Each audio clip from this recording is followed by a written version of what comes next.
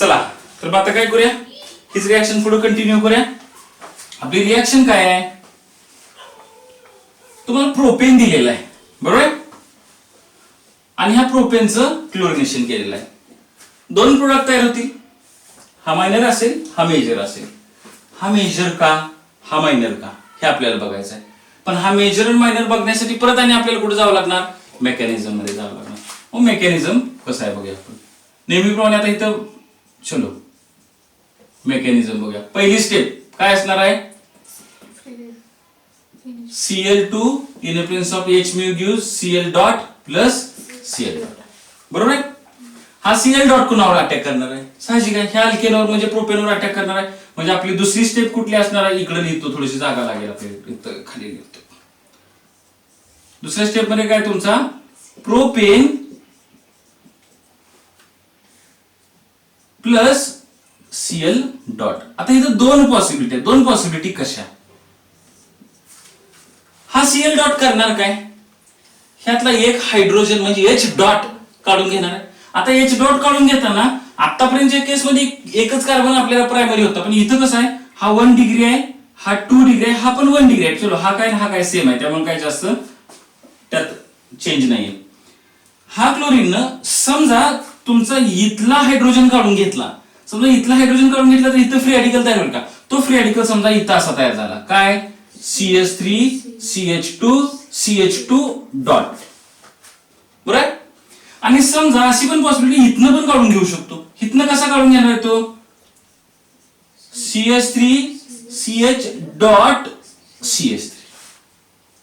आता बारकाईने बघा, दोन्हीही तयार होणार, पण दोन्हीही तयार होताना आपण जीओसी मध्ये बघितले होते की stability of a free radical. See this is a 1 degree free radical, this is a 2 degree free radical. हा प्रायमरी फ्री रॅडिकल आहे, हा सेकंडरी फ्री रॅडिकल आहे. मग दोघांपैकी स्टेबल कोण असतो, तर स्टेबल सेकंडरी असतो. हा सेकंडरी जास्त स्टेबल असतो, त्यामुळे हा जास्त तयार होणार, त्यामुळे हा मेजर प्रोडक्ट. म्हणजे क्लोरीन कुठे अटॅच होणार, इथं. इथं क्लोरीन अटॅच होईल तर प्रायमरी होणार, इथं अटॅच झालं तर सेकंडरी होणार. पण हा स्टेबल कशामुळे असतो हेही बघायला लागलं जातं. ऑलरेडी ते जीओसी मध्ये झालेलं असते. कसं आहे, हायपर कॉन्ज्युगेशन बघितले, जीओसी मध्ये एक हायपर कॉन्ज्युगेशन असतं. हायपर कॉन्ज्युगेशन म्हणजे काय, ज्या कंपाऊंड मध्ये अल्फा हायड्रोजन जास्त ते जास्त स्टेबल असतं. अल्फा हायड्रोजन हायपर कॉन्ज्युगेशन मध्ये पार्टिसिपेट करतो. आपण काय करूया, ह्या कार्बनवर बघूया, ह्याला इकडे किती हायड्रोजन अटॅच आहेत. हा कार्बन आपण कन्सिडर केला फ्री रॅडिकल, तर हा अल्फा कार्बन, तर हा अल्फा हायड्रोजन किती आहे, इथं 3 अल्फा हायड्रोजन आहेत. हे किती आहेत, 3 अल्फा हायड्रोजन आहेत. टोटल इथं अल्फा हायड्रोजन किती आहेत, 6 अल्फा हायड्रोजन आहेत.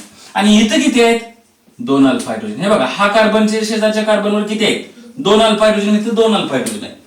इथं 6 अल्फा हायड्रोजन, इथं 2 अल्फा हायड्रोजन. हे 6 अल्फा हायड्रोजन हायपर कॉन्ज्युगेशन मध्ये पार्टिसिपेट करून ह्याला जास्त स्टॅबिलिटी देतील, ह्याला थोडीशी कमी स्टॅबिलिटी असेल. त्यामुळे हा मेजर प्रोडक्ट तयार होताना हा मेजर होणार आहे. दुसरी गोष्ट, आपण इंडक्टिव्ह इफेक्ट नुसार सुद्धा हायपर काय सांगू शकतो स्टॅबिलिटी कशी. हा इलेक्ट्रॉन डोनेटिंग ग्रुप आहे, हे इलेक्ट्रॉन इकडे सरकतील, हा पण इलेक्ट्रॉन डोनेटिंग ग्रुप आहे, हे इलेक्ट्रॉन इकडे येतील का असे. ऑलरेडी हा फ्री रॅडिकलच्या कार्बनला इलेक्ट्रॉन्स पाहिजेत आणि दोन्हीकडून इलेक्ट्रॉन्स दिले जातील, हा जास्त स्टेबल होईल. इथे इलेक्ट्रॉन्स किती बाजून दिले जाणार, फक्त एका बाजूने. हा फक्त एकच इथाइल ग्रुप आहे ना, हा इथाइल ग्रुप पेक्षा मिथाइल ग्रुप हा जास्त पॉझिटिव्ह इंडक्टिव्ह इफेक्ट दाखवतो. म्हणजे इथं प्लस आय इफेक्ट, इथं प्लस आय इफेक्ट आणि इथं प्लस आय इफेक्ट. हायपर कॉन्ज्युगेशन पण कन्सिडर केलं आणि इंडक्टिव्ह इफेक्ट जरी कन्सिडर केला तर हा तुमचा सेकंडरी फ्री रॅडिकल कसा असणार आहे, जास्त स्टेबल असणार. आणि हा जास्त स्टेबल असल्यामुळे हा मेजर असणार. इथपर्यंत क्लिअर झालं का. पण मेजर आणि मायनर मध्ये फरक किती आहे, 45% आणि 55. आता 45 आणि 55 हा काय खूप मोठा फरक नाहीये. जवळपास दोघांचं काय प्रपोर्शन किंवा दोघांचं काय म्हणतो आपण त्याला पर्सेंटेज सेमच आहे ना, जवळपास सेम आहे. आता मग जर आपण असं म्हणालो की इथं क्लोरीन येऊन अटॅच झाला तर हा मेजर झाला, इथं क्लोरीन येऊन अटॅच झाला तर हा मायनर झाला. मेजर आणि मायनर मध्ये पर्सेंटेज मध्ये तसा खूप डिफरन्स पाहिजे होता, पण इथं खूप डिफरन्स का नाही सांगतो. हे बघा, हा क्लोरीन इथे येऊन अटॅच होणार, ह्या क्लोरीनला प्रायमरी कार्बन किती आहेत, 2 आहेत. ह्या क्लोरीननं H डॉट ऍब्झॉर्ब करून घेण्यासारखे म्हणजे काढून घेण्यासारखे H डॉट प्रायमरी किती आहेत, इथं 3 आणि इथं 3, 6.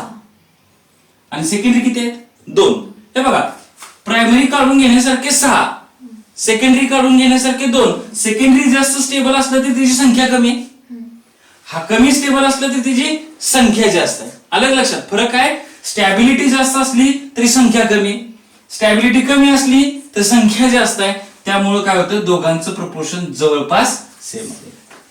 इथं बरं लक्षात आलं का? आता काय करायचं आपल्याला, इथं ह्याच कंपाऊंडची आपण फ्लोरीनची किंवा ब्रोमीनची रिॲक्शन बघायची. ह्याच कंपाऊंड मध्ये जर आपण काय ऍड केला, ब्रोमीन ऍड केला तर रिॲक्शन कशी होईल बघूया. हे परत एकदा लिहून घेऊया. हेच कंपाऊंड म्हणजे कोणतं होतं? प्रोपेन. आता प्रोपेनचं क्लोरिनेशन केल्यानंतर आयसोप्रोपिल क्लोराइड सेकंडरी का स्टेबल मेजर असतं, प्रायमरी का मायनर असतं हे बघितलं तुम्ही. आता परत इथे येऊया. CH3 CH2 CH3 plus Br2 in presence of light काय तयार होईल? किती प्रोडक्ट तयार होतील? 2 प्रोडक्ट तयार होणार. कसं? 1 डिग्रीचा एक, 2 डिग्रीचा एक. म्हणजे 1 डिग्री हायड्रोजन जर रिप्लेस केला तर काय येईल इथं तुमचा CH3 CH2 CH2 Br. आणि 2 डिग्री हायड्रोजन जर रिप्लेस केला तर काय येणार तुमचा CH3 CH3 इकडं Br. हा तुमचा काय असणार आहे? मेजर असेल, हा मायनर असणार आहे.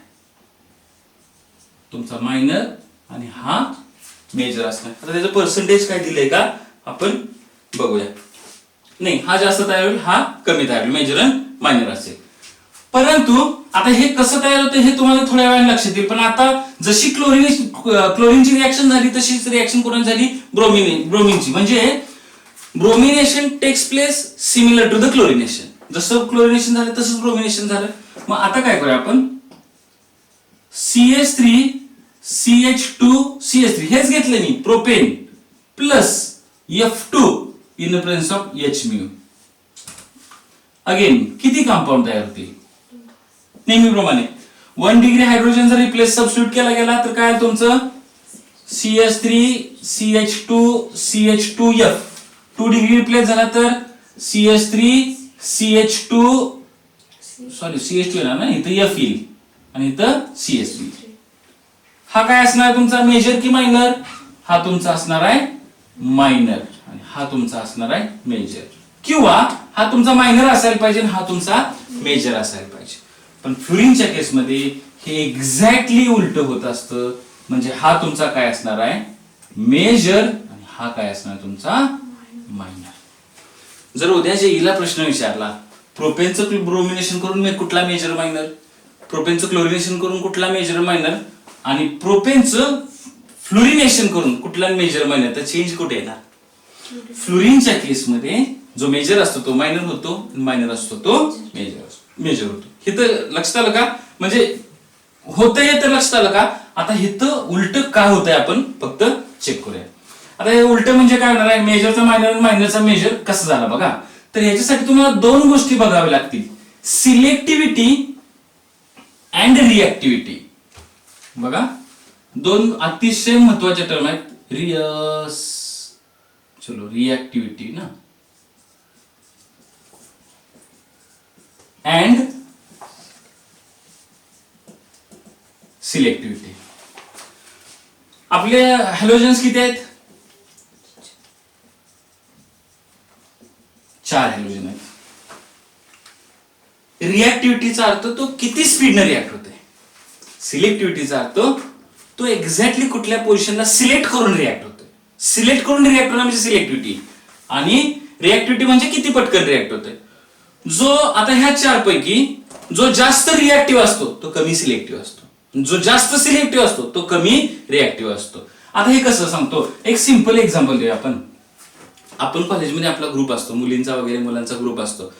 ही सगळी जेव्हा कॅन्टीन मध्ये कुठेतरी जेवायला किंवा कुठल्याही ठिकाणी जातात तर एवढ्या सगळ्या ग्रुपमध्ये एक असा विद्यार्थी असतो किंवा एक कुठल्याही ग्रुपमध्ये एक मनुष्य असा असतो, कुठं पण गेले की तो पहिला हात टाकणार. समजा कॅन्टीन मध्ये गेलेला आहे, समोसा वगैरे दिसली, पहिला समोसा त्याला घेणार. ते बघणार नाही आजचा का कालचा का 4 दिवसापूर्वी, बघणार नाही. त्याला म्हणायचं रिॲक्टिव्ह. बघा गेल्या गेल्या पटकन घेणार. काय वेळेला असं होतं नाही, सगळेजण आपण कॉलेज लाईफ मध्ये असताना जेवायला बसलेलो असतो आणि एखादा येतो कुणाचा पण डाव असतो, पहिला हात घालून पहिला घास खाणार. त्याला म्हणायचं आपण रिॲक्टिव्ह. इमेजिन काय आलं लक्षात. आता सिलेक्टिव्ह म्हणजे काय, कॅन्टीन मध्ये गेल्यानंतर थांबणार, वेट करणार. समोसा ताजाच आला पाहिजे, त्याला विचारणार कधी काढलाय, 2 तास गरम आहे का हात लावून बघणार, नसेल तर मग काय करणार, अजून एकदा ते सोडा, मला फ्रेशच पाहिजे, मग तो फ्रेश आल्यानंतर घेणार. That is called as a selective. Reactive आणि सिलेक्टिव्ह मधला फरक कळाला का? पण रिएक्टिव्ह काय करतात, विचारच करत नाही, डायरेक्ट रिएक्ट होणार. सिलेक्टिव्ह काय करणार, वेट करणार. आता आपण इथं पाहिलं तर हा जो फ्लोरीन आहे तो हा अतिशय रिएक्टिव्ह आहे आणि हे दोघं आहेत ते अतिशय सिलेक्टिव्ह आहे. म्हणजे हे स्टॅबिलिटीला प्राधान्य देणार. म्हणजे समजा तुमचं हे स्ट्रक्चर आहे आणि इथं फ्लोरीन आहे, तो पहिला रिॲक्ट व्हायला प्राधान्य देणार. मी पहिला रिॲक्ट होणार. ते प्रायमरीला रिॲक्ट होतो का सेकंडरीला रिॲक्ट होतो मी बघणार नाही. हा फ्लोरीन रिॲक्टिव्ह आहे ना, हा पहिल्यांदा हायड्रोजन काढून घ्यायचा प्रयत्न करणार. दिसेल ते हायड्रोजन पहिला ओढणार. म्हणजे जसं हॉट कॅन्टीन मध्ये गेल्यावर दिसेल ते पदार्थ हात ताव मारला, तसं हा फ्लोरीन रिॲक्टिव्ह असल्यामुळं या कंपाऊंड मधला आपण आता मेकॅनिझम तर पाहिले की ह्या एच म्यू जर फ्लोरीनवर पडला तर एफ डॉट तयारी, तो एफ डॉट ह्यातला एच डॉट काढून घेणार आहे. तो दिसेल त्याचा पहिला काढून घेणार. तो प्रायमरी असू शकतो, सेकंडरी असू शकतो, टर्शियरी असू शकतो. ब्रोमिन आणि आयोडीन असतील रिलॅक्स मध्ये करणार, नाही आम्हाला टर्शियरीच पाहिजे, हे असतील तर प्राधान्य कोणाला देणार, टर्शियरीला. टर्शियरी नसेल तर सेकंडरीला, सेकंडरी नसेल तर प्रायमरी हायड्रोजनला किंवा प्रायमरी कार्बनवरचा हायड्रोजन अपसेट करायला प्राधान्य देणार. तो काय करणार, समोर दिसेल तो. आता समोर दिसेल तो कसा असतो बघा. हा फ्लोरीन ह्याच्याशी कंबाईन, हे 3 डायमेन्शनल स्ट्रक्चर असतं. हे काय तुमचं 3 डायमेन्शनल. आता हे 3 डायमेन्शनल स्ट्रक्चर कसं असतं, तर आपण जर इथं आपण हे स्ट्रक्चर काढलं बघा, हा कार्बन sp3 हायब्रिडाइज्ड आहे. sp3 हायब्रिडाइज्ड कार्बन असेल तर त्याचं हायड्रोजन एक इकडं, एक इकडं, एक इकडं, तर दुसरा कार्बन इकडं, तिसरा कार्बन इकडं, याचा हा हायड्रोजन, याचा हा हायड्रोजन, याचा हा हायड्रोजन. आलं लक्षात? त्याचा एक इकडं हायड्रोजन आणि एक इकडं हायड्रोजन. आता बारकाईन बघा, हे स्ट्रक्चर प्रोपेनचं आहे आणि तुमचा फ्लोरीनचा एफ डॉट आला. हे 3 डायमेन्शनल स्ट्रक्चर बघितलं तर ऍक्च्युअली हे एफ डॉट न ह्या सेकंडरी कार्बनवरचा एच डॉट ऍब्झॉर्ब करून घ्यायला पाहिजे नियमाप्रमाणे, स्टॅबिलिटीच्या नियमाप्रमाणे. पण हे 3 डायमेन्शनल स्ट्रक्चर असल्यामुळं हा जो कार्बन आहे तो ह्या 2 sp3 हायब्रिडाइज्ड कार्बन पूर्णपणे झाकलेला असणार आहे. म्हणजे समजा आपला हा प्रोपेनचा मोलिक्यूल आहे, तर इथे कार्बन, इथे कार्बन, इथे कार्बन असेल, तर इकडून फ्लोरीन आला, तर ह्या फ्लोरीनला जवळचा कोण आहे, प्रायमरी वाले हे आहेत का नाही. मग फ्लोरीन रिॲक्टिव्ह आहे का सिलेक्टिव्ह आहे, फ्लोरीन रिॲक्टिव्ह आहे. मग फ्लोरीन काय करणार, दिसेल ते पहिला काढून घेणार. दिसेल ते काढून घेणार म्हणजे काय, हितला काढून घेतला. मग तुमचा काय झाला, इथं फ्री रॅडिकल तयार झाला, म्हणजे कुठला झाला, प्रायमरी झाला. त्यामुळे हा प्रायमरी कसा झाला तुमचा, मेजर झाला. कळलं का? आणि नंतर इथला दॅट इज अ मायनर. फ्लोरीनच्या केसमध्ये प्रायमरी फ्री रॅडिकल किंवा प्रायमरी कार्बनवर फ्लोरीन अटॅच होणं दिस इज अ मेजर आणि सेकंडरी अटॅच होणं हे मायनर. मग हा अतिशय रिॲक्टिव्ह असल्यामुळे हा प्रायोरिटी कोणाला देणार, प्रायमरी, सेकंडरी, टर्शियरी असा तो प्रायोरिटी देणार. आता हा फक्त प्रायमरी, सेकंडरी, टर्शियरीवर प्रायोरिटी देणार नाही. हा कुणाकडून हायड्रोजन घेणार आहे, जिथं स्टेरिक हिंड्रन्स लेस असेल. स्टेरिक हिंड्रन्स लेस म्हणजे काय, जिथं रिपल्शन कमी असणार आहे आणि जिथे इलेक्ट्रॉनचा क्लाउड जास्त असतो ना तिथे रिपल्शन असतं. आलं लक्षात? मग तो काय करणार आहे, स्टेरिक हिंड्रन्स कमी असेल तिथं मग पटकन काय करणार आहे, तिथून बरोबर आहे स्टेरिक हिंड्रन्स कमीच असेल, अटॅक कोणावर करणार जिथं स्टेरिक हिंड्रन्स कमी, म्हणजे बाहेरून काय येणार, बाहेरच्या बाहेर अटॅक करून पटकन दिसला की हायड्रोजन उचलला, प्रायमरी, सेकंडरी, टर्शियरी मला माहित नाही, दिसला काय केलं त्यानं उचलला. त्यामुळे हीच रिॲक्शन जर फ्लोरीनच्या केसमध्ये असेल तर आपला प्रोडक्ट काय होणार आहे, एक्झॅक्टली अपोजिट होणार. आता काय करायचं, समजा तुमचं हे प्रोपेन घेतलं तर फ्लोरीन घेतलं तर हा मेजर. आता हे जरा मी खोडतो गोंधळवाणी, हा मेजर आहे, हा मायनर आहे. हे जर तुम्ही इथं Br2 घेतला तर काय, Br2 कसा आहे, सिलेक्टिव्ह आहे, होय ना. तो प्रायोरिटी कोणाला देणार, टर्शियरीला, नसेल तर सेकंडरी, नसेल तर प्रायमरी. मग इथं Br2 असेल तर मेजर कुठला, मायनर कुठला, हा मेजर, हा मायनर. इथं I2 असेल तो सुद्धा कसा आहे, सिलेक्टिव्ह आहे.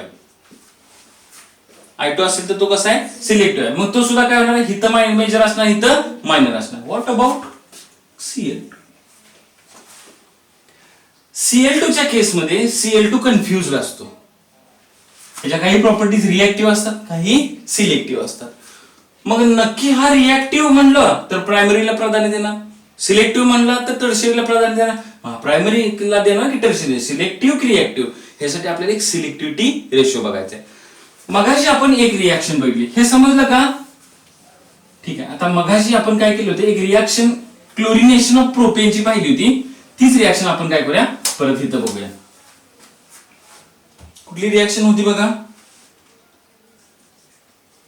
CH3CH2CH3 plus Cl2 in the presence of H mu काय तयार होतो, दोन प्रोडक्ट तयार होते आठवत आहे, 1 डिग्री 2 डिग्री. ह्या क्लोरीनने इथनं हायड्रोजन काढून घेतला, CH3CH2CH2Cl, आणि इथून हायड्रोजन काढून घेतला CH3CHClCH3. बरोबर आहे ना? हा किती टक्के होता आठवतंय का?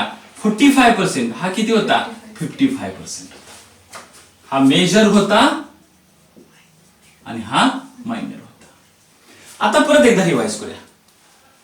इथं फ्लोरीन असता तर हा मेजर हा मायनर, का तर रिएक्टिव्ह आहे. इथं Br2 असता, हा मेजर हा मायनर, आणि इथं I2 असता तरी पण हा मेजर हा मायनर. बरोबर आहे का? आता क्लोरीनच्या केसमध्ये मेजर मायनर आहे, पण हे 45-55% जे मगाशी आपण बोललो ना की जास्त स्टेबल असल्यामुळे हे आणि जास्त हायड्रोजन असल्यामुळे हे, तर हे 45 आणि 55 कशावर काढलं? सिलेक्टिव्हिटी रेशो. आणि इथून पुढे तुम्हाला सिलेक्टिव्हिटी रेशोवरच काम करायचं आहे. आता सिलेक्टिव्हिटी रेशो कसा आहे बघा. क्लोरीनचा एक सिलेक्टिव्हिटी रेशोचे काय करा, काही व्हॅल्यूज लिहून देतो मी तुम्हाला. व्हॅल्यूज कशा आहेत बघा. For chlorine tertiary carbon, secondary carbon आणि प्रायमरी कार्बन, किंवा सेकंडरी टर्शरी प्रायमरी हायड्रोजन साठी, क्लोरीन साठी असणार इथं 5, इथं 3.8 आणि 1. आता ह्या कुठून आले ह्याच्याशी आपल्याला देणं घेणं नाही, ह्या व्हॅल्यू फक्त लक्षात ठेवा. टर्शरी साठी सिलेक्टिव्हिटी रेशो किती आहे? 5. सेकंडरी साठी किती? 3.8 आणि प्रायमरी साठी किती आहे? 1. बरोबर आहे. आता ब्रोमीन असेल तर सिलेक्टिव्हिटी रेशो किती आहे बघा, 1682. राऊंड फिगर आपल्याला 80 घेतलं तरी चालेल. एक आता हे सांगून ठेवतो, आपण फक्त क्लोरीनचं बघणार आहे, ब्रोमीनची व्हॅल्यू पण लिहून ठेवली. आता आपल्याला काय करायचं आहे, या स्ट्रक्चर मधलं प्रपोर्शन काढायचं आहे, सेकंडरी टर्शरी प्रायमरीचं. इथं टर्शरी तर कार्बन नाहीये, मग प्रपोर्शन कोणाच काढणार? सेकंडरीचं आणि प्रायमरीचं. मी इथं लिहितो प्रपोर्शन ऑफ 2 डिग्री. 2 डिग्रीचं प्रपोर्शन कसं आहे बघा. 3 डिग्रीचं आहे ना हे, आपण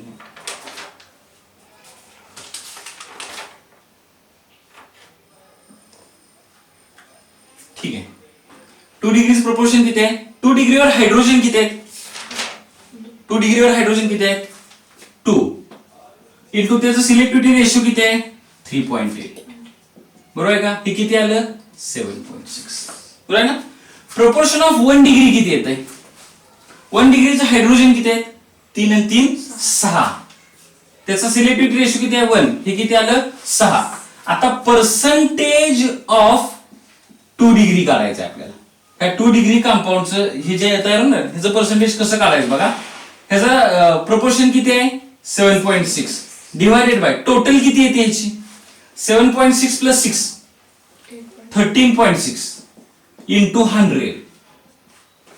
लक्षात हे केलं तर इट कम्स अप्रॉक्सिमेटली 55%. काय हे 55% कसं काढलं?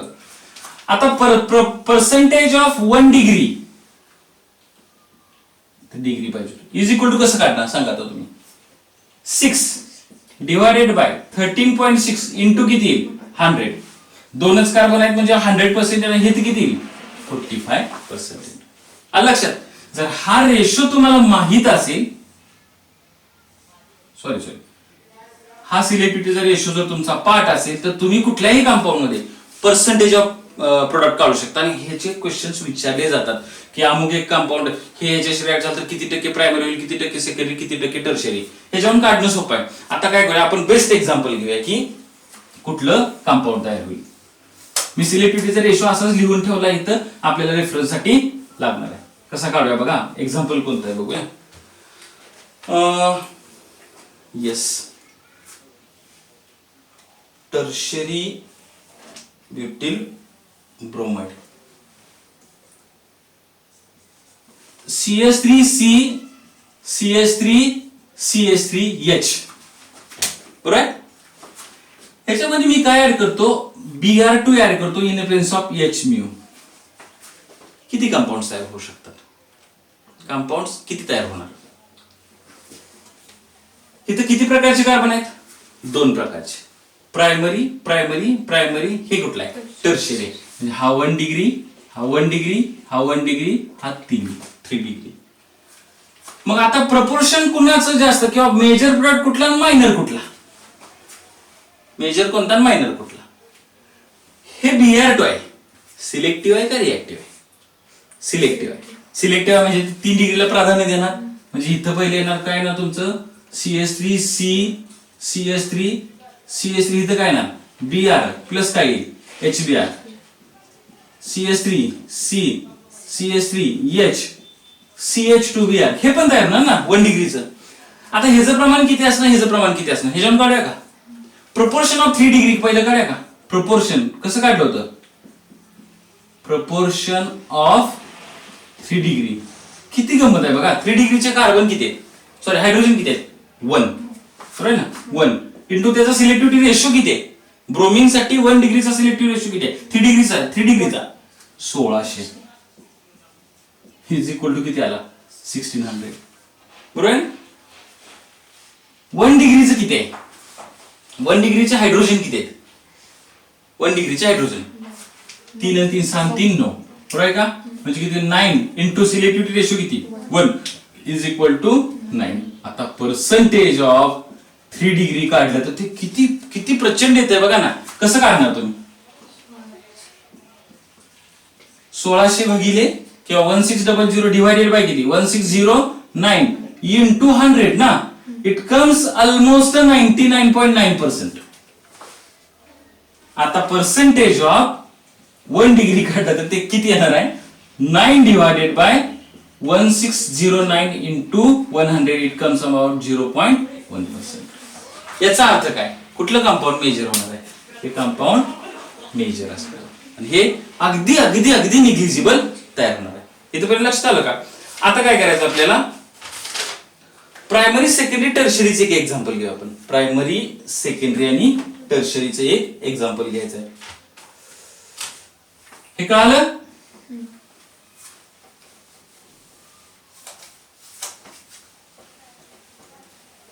किती प्रोडक्ट तयार होतात हा सुद्धा क्वेश्चन असू शकतो. क्वेश्चन आहे तुमचा CH3C CH3CH CH2CH3 बरोबर आहे का. चलो आता काय केलं आपण ह्याच्यामध्ये,